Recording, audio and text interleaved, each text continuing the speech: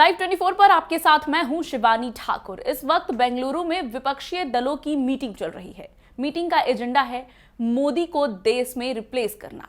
और अब इधर बीजेपी के नेतृत्व में भी उनके समर्थक दलों की मीटिंग हो रही है। राजधानी में 38 एनडीए सहयोगियों की मीटिंग दिल्ली में तय है। 2024 लोकसभा चुनाव से पहले नैरेटिव सेट करने के लिए बड़ी कवायद की जा रही है। अगले साल होने वाले लोकसभा चुनाव में बीजेपी तीसरी बार सत्ता पर काबिज होने का दावा कर रही है, तो लगातार 2 बार से मात खा रही विपक्ष इस बार करो या मरो के मूड में दिख रहा है। विपक्ष को एड़ी चोटी का जोर लगाते देखकर बीजेपी ने भी अपने गठबंधन दलों का कुनबा बढ़ाने पर गंभीरता से कदम बढ़ा दिया है। दोनों खेमों के बीच अपनी अपनी ताकत बढ़ाने की पुरजोर कोशिश का ही यह नतीजा है कि आज विपक्ष जहां बेंगलुरु में पटना से मीटिंग आगे लेकर जा रहा है, वहीं विपक्ष देश की राजधानी दिल्ली में 38 दलों के साथ अपने बढ़ते कुनबे का प्रदर्शन करने जा रही है। पटना में विपक्षी एकजुटता की कवायद में हुई पहली मीटिंग के बाद बीजेपी ने एनसीपी के 2 फाड़ करके बड़ा झटका दिया है। शरद पवार जैसे बड़े विपक्षी चेहरे की पार्टी में फूट से विपक्षी संयुक्त प्रगतिशील गठबंधन को उस प्रदेश में दूसरी बार झटका लगा है जहां वो सबसे ज्यादा मजबूत नजर आ रही थी। बीजेपी ने महाराष्ट्र में यूपीए को पहला झटका शिवसेना को तोड़ कर दिया था। एकनाथ शिंदे के नेतृत्व में शिवसेना की टूट के बाद कांग्रेस एनसीपी के साथ वाली उसकी सरकार भी चली गई थी। बहरहाल मौका लोकसभा चुनाव का है, तो विपक्ष बीजेपी के दिए घाव सहलाता तो नहीं रह सकता। उसे फिर से उठ खड़ा होने की कोशिश तो करनी ही होगी। यही वजह है कि यूपीए को न केवल एकजुट रखने बल्कि इसे विस्तार देने की जरूरत महसूस हुई है। इधर बीजेपी भी तू डाल डाल मैं पात पात की रणनीति पर आगे बढ़ रहा है। विपक्ष बेंगलुरु में 26 दलों के साथ एकजुटता दिखाएगा, तो जवाब में एनडीए दिल्ली में 38 दलों को जुटा रही है। चलिए बात करते हैं कि विपक्षी दलों की इस मीटिंग में क्या क्या अहम मुद्दे हैं। मुद्दों पर अगर रोशनी डालें तो बीजेपी विरोधी एकता के लिए विपक्ष के दूसरे सम्मेलन में लगभग 26 दलों के नेता बेंगलुरु में हैं। सभी दलों ने उम्मीद जताई है कि मंगलवार की बैठक में लोकसभा चुनाव के लिए राष्ट्रीय स्तर पर गठबंधन का खाका तैयार हो जाएगा। हालांकि गठबंधन की कवायद एक सतत प्रक्रिया है जिसमें तरह तरह के मुद्दे मिल बैठकर सुलझाते रहने होंगे। राज्य स्तर पर गठबंधन के साथियों के बीच सीटों की साझेदारी का फॉर्मूला हो या नए गठबंधन का न्यूनतम साझा कार्यक्रम तैयार करना, सभी गंभीर और संवेदनशील मुद्दों पर गठबंधन दलों के बीच एक राय बनाने में भारी मशक्कत होगी। इससे भी बड़ा लक्ष्य राज्य दर राज्य गठबंधन को आकार देना और मतदाताओं के मन में मोदी सरकार के खिलाफ तगड़ा नेगेटिव बिठाना है। बात अगर विपक्ष की बैठक के मुद्दे की करें तो सबसे बड़ा मुद्दा जो समझ में आता है वो ये है कि कम से कम 450 सीटों पर बीजेपी के खिलाफ एक साझा उम्मीदवार खड़ा करना। बैठक का दूसरा मुद्दा है एक कॉमन वॉर रूम बनाना, हर राज्य में एक संयोजक बनाना, गठबंधन का विस्तार करना। यूपीए का नाम बदलने पर विचार भी हो रहा है। गठबंधन को नया संयोजक दिया जाए, इस बारे में भी चर्चा हो रही है। हर मुद्दे के लिए अलग अलग कमेटी का गठन भी होना है। ये तमाम वो मुद्दे हैं जिसको लेकर विपक्ष अभी बेंगलुरु में मीटिंग कर रही है। तो वहीं दूसरी तरफ विपक्ष के सामने चुनौतियां भी पहाड़ जैसी है। मोदी को टक्कर देना विपक्षियों के लिए इतना आसान नहीं होगा। विपक्षी खेमे में अर्थव्यवस्था की स्थिति को देखते हुए पार्टियां थोड़ी सहम गई हैं। इस कारण सबको साथ आने का एक नया संकल्प लेने का माहौल तैयार हो गया है।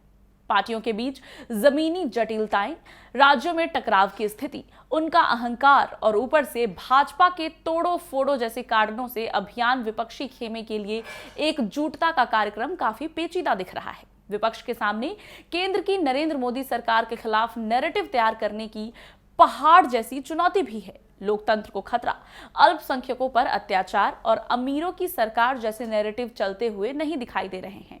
इन नैरेटिव्स पर विपक्षी दल पिछले कई सालों से काम करते आ रहे हैं, लेकिन देश में जनता के मन में इनका कोई प्रभाव होता नजर नहीं आ रहा, क्योंकि कहीं ना कहीं प्रधानमंत्री नरेंद्र मोदी को लोगों का समर्थन लगातार 2 चुनाव से मिलता आ रहा है और ऐसे में तीसरी बार भी ये पॉलिसीज काम नहीं आएंगी। ये बात विपक्ष को समझ में आ चुकी है। प्रधानमंत्री मोदी की टक्कर का कोई नेता नहीं होना भी विपक्ष की एक बड़ी कमियों में शुमार है। क्षेत्रीय दलों की महत्वाकांक्षाओं को लेकर भी कांग्रेस सतर्क है। विपक्ष की सबसे बड़ी पार्टी कांग्रेस राष्ट्रीय स्तर पर एकजुटता को लेकर बेकरार तो है, लेकिन वो इस बात को लेकर भी सतर्क है कि गठबंधन के लिए उसे एक हद से ज्यादा बलिदान नहीं करना पड़े। दिल्ली में आम आदमी पार्टी ने सर्विसेज के मुद्दे पर केंद्र सरकार के अध्यादेश का विरोध किए जाने की मांग कांग्रेस से मनवा ली है। ऐसे में कांग्रेस के सामने बड़ी चुनौती है कि आपकी देखा देखी अलग अलग राज्यों के क्षत्रप भी अपनी अपनी महत्वाकांक्षा उससे पूरी कराने की उम्मीद ना लगा बैठे, क्योंकि विपक्षी एकता की कवायद तो ठीक है, लेकिन खुद की पार्टी का अस्तित्व खतरे में डाल देना भी बुद्धिमानी नहीं होगी। और सबसे बड़ा सवाल जो ये उठता है वो ये है कि विपक्ष में मोदी के चेहरे, क्या हो गया आप टीपी में, क्या आ गया था, चला गया। और अब सबसे बड़ी चुनौती, सबसे बड़ा सवाल विपक्ष के सामने इस वक्त ये है कि आखिर मोदी के खिलाफ कौन, क्योंकि ज्यादातर चेहरे मोदी के सामने टिकते हुए नजर नहीं आ रहे हैं। चुनौतियों के पहाड़ पर बैठे विपक्षी कुनबे के लिए प्रधानमंत्री नरेंद्र मोदी की आमजन के बीच कायम पैठ से पार पाना बहुत मुश्किल है। आज भी पीएम के कई बातों पर मतदाताओं के बीच अच्छी खासी अपील होती है।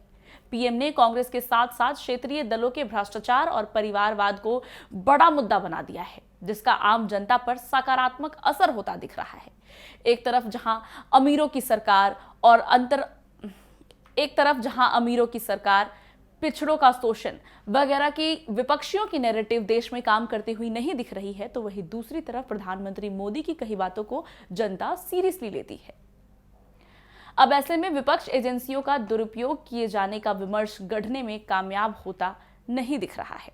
प्रधानमंत्री नरेंद्र मोदी के खिलाफ उनके पास चेहरे नहीं हैं, उनकी बनाई हुई पॉलिसीज और एजेंडे काम नहीं कर रहे हैं। ऐसे में मोदी के खिलाफ नैरेटिव सेट करना तो एक बड़ा चैलेंज है ही, लेकिन उनके खिलाफ चेहरा कौन होगा ये सबसे बड़ा चैलेंज है भाई। लेकिन मोदी के खिलाफ टीपी में नहीं लिखा हुआ ये सब, ये पैराग्राफ नहीं था ये। अब क्या बोल रही थी मैं भूल गई। हाँ चलो भाई, वाइंड अप फिर से। एक तरफ जहां विपक्षी दलों की मीटिंग चल रही है, तमाम विपक्षी दल एकजुट होकर अपनी अपनी कवायद में जुट गए हैं, वहीं दूसरी तरफ उनका कोई भी सेट किया हुआ नैरेटिव देश में चलता हुआ नहीं दिख रहा है। वहीं दूसरी तरफ प्रधानमंत्री मोदी के खिलाफ उनका चेहरा कौन होगा, ये सबसे बड़ी चुनौती है। तो कहीं ना कहीं अभी भी भले ही कवायद शुरू हो गई है विपक्षी एकता की, लेकिन प्रधानमंत्री मोदी, इकलौते चेहरे प्रधानमंत्री मोदी के खिलाफ तमाम विपक्षी दलों का टिक पाना मुश्किल नजर आ रहा है। फिलहाल बेंगलुरु में चल रहे 2 दिवसीय विपक्षियों की मीटिंग पर नजर बनी हुई है। इस मीटिंग में क्या कुछ मुद्दे हैं और क्या कुछ चुनौतियां हैं, ये सब के बारे में हमने अभी बात की, लेकिन इस मीटिंग से क्या कुछ निकल करके आएगा वो भी आपको जरूर बताएंगे। देखते रहिए Live 24।